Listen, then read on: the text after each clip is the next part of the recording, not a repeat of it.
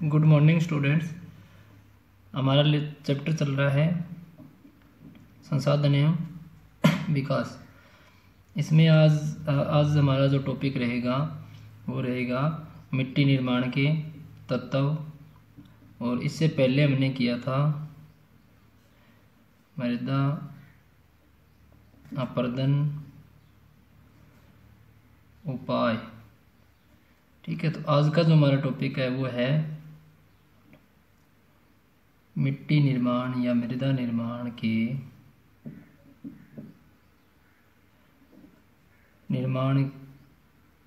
मिट्टी निर्माण के सहायक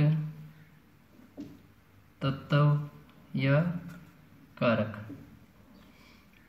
इसमें देखते हैं कि मिट्टी निर्माण है वो किन किन तत्वों की सहायता से या कौन कौन से ऐसे तत्व है जो मिट्टी निर्माण की क्रिया को प्रभावित करते हैं। नंबर 1 पर हम ले सकते हैं जलवायु। अब जलवायु का यहाँ अर्थ शोषक जलवायु, नम जलवायु, ठीक है, और शीत जलवायु, इस प्रकार हम इनको ले सकते हैं। अगर देखा जाए तो मृदा के निर्माण में जलवायु का महत्वपूर्ण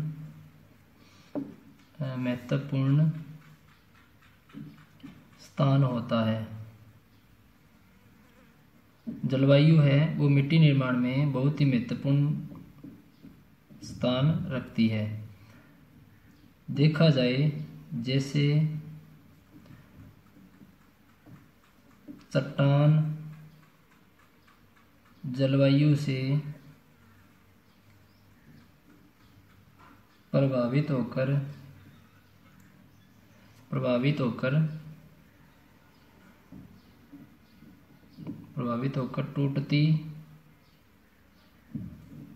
टूटती है। जैसे हम ले सकते हैं सिकुड़ना, ठीक है, और फैलना। अब जो जलवायु है वो किस प्रकार प्रभावित करती है चट्टान को। मान लीजिए ये हमारा एक पर्वतीय क्षेत्र है, ठीक है, यहाँ क्या है, जलवायु का बहुत प्रभाव पड़ेगा। सूर्य से प्रकाश प्राप्त हो रहा है, ठीक है, और यहाँ पर मान के चलो कि यहाँ तापमान है वो कम हो गया। पहले दिख था मौसम जैसे ही परिवर्तन हुआ, चेंज हुआ, जलवायु जैसे ही चेंज हुई तो क्या है, तापमान कम हो गया, और तापमान कम होने के कारण चट्टान क्या हो जाएगी, सिकुड़ जाएगी, ठीक है, या फिर फैलना शुरू हो जाएगी।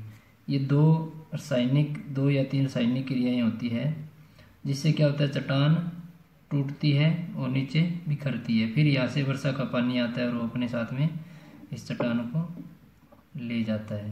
तो इससे क्या होता है, मिट्टी का निर्माण होता है, मृदा का निर्माण होता रहता है। 2 नंबर पर देखें तो हमारा रहेगा सेल कणों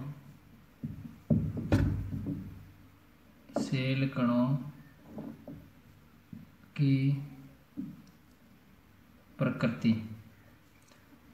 अब किस प्रकार की चट्टान कौन से क्षेत्र में पाई जाती है, ये सारा प्रभाव मिट्टी निर्माण में पड़ता है। अगर देखा जाए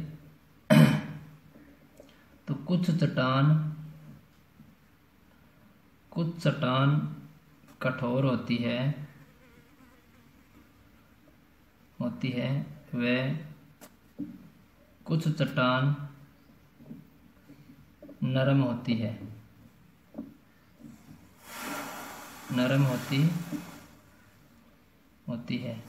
जो मृदा निर्माण में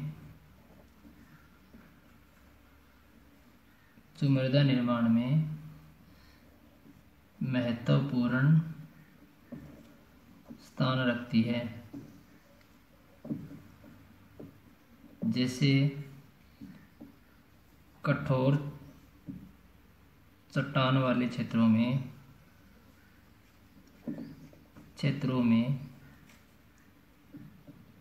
मृदा या मिट्टी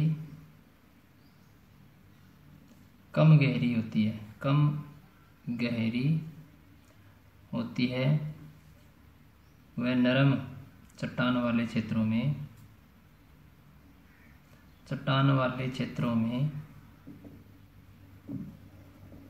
मृदा गहरी पाई जाती है।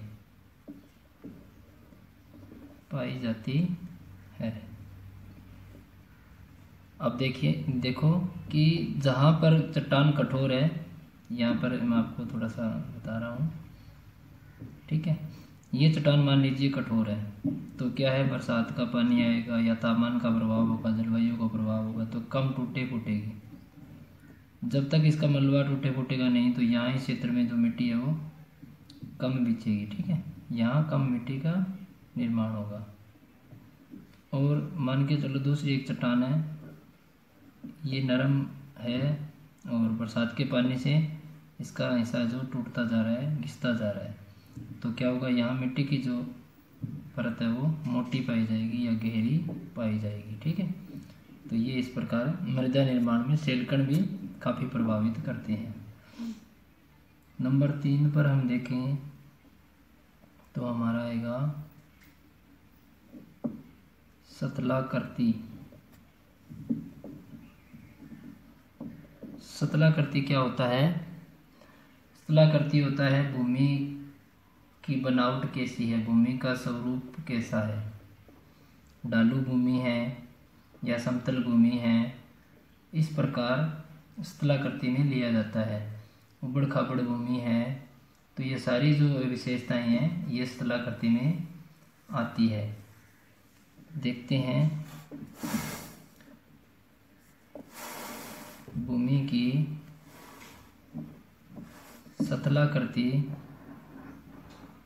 सतलाकृति भी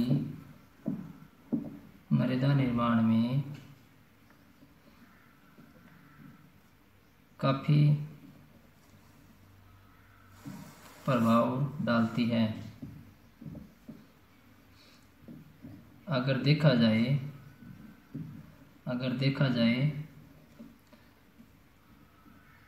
ढालू भूमि में मृदा निर्माण की प्रक्रिया कम समय में पूर्ण हो जाती है। यानी जहाँ पर ढालू भूमि पाई जाती है वहाँ मिट्टी का निर्माण है वो कम समय में हो जाता है, और इससे क्या होता है, मिट्टी का जो ऊपरी भाग होता है वो एक स्थान से दूसरे स्थान पर जाता रहता है और मृदा निर्माण है वो जल्दी हो जाता है। अगर देखा जाए तो ढालू भूमि में मृदा की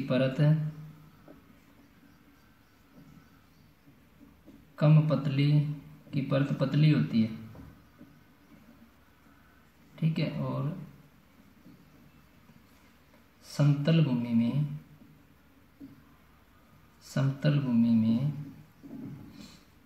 मृदा निर्माण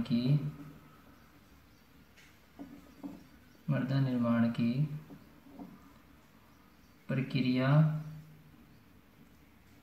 धीमी गति से होती रहती है और मृदा की परत मोटी पाई जाती है, ठीक है। जैसे हम समझते हैं ये हमारा एक पर्वतीय भाग है, यहाँ पर मिट्टी